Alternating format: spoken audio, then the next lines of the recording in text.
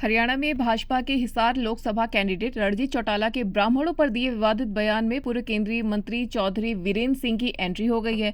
उन्होंने इस पूरे विवाद में सोशल मीडिया पर 7 लाइनें लिखी हैं, जिसमें उन्होंने चौटाला को बिना नाम लिए नसीहत दी कि राजनेता हर वर्ग के योगदान को पहचाने और ऐसे बयानों से किसी भी भावना को आहत करने से बचे।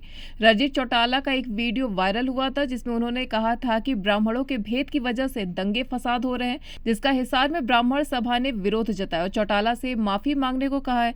जिसके बाद चौटाला ने जुबान फिसलने की बात कहकर शब्द वापस लेने की बात कही है।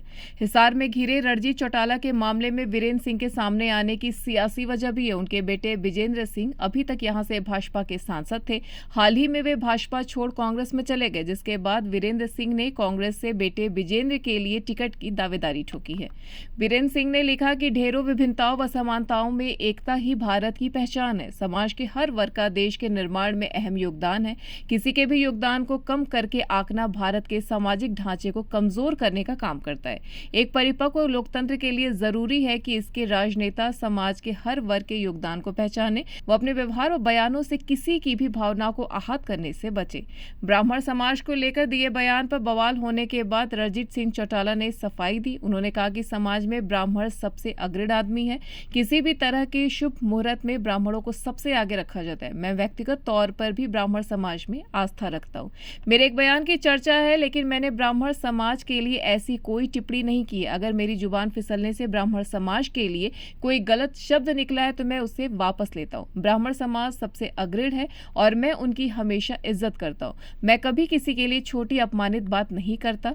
ब्राह्मण पर दिए गए विवादित बयान को लेकर उनका एक वीडियो वायरल हो रहा है, जिसमें वह कह रहे हैं कि ब्राह्मण समाज ने जातिवाद फैलाया। इसका पता चलते ही हिसार की ब्राह्मण सभा भड़की हुई है। बता दें कि हरियाणा में चाहे लोकसभा चुनाव हो या विधानसभा, ब्राह्मण वोटरों को रिझाने में सभी राजनीतिक दल लगे रहते हैं। इसकी बड़ी वजह यह भी है कि पूरे प्रदेश में 12% तक ब्राह्मण वोटर हैं, लेकिन इसके बाद भी हरियाणा में अभी तक सिर्फ एक ही ब्राह्मण मुख्यमंत्री बन पाया।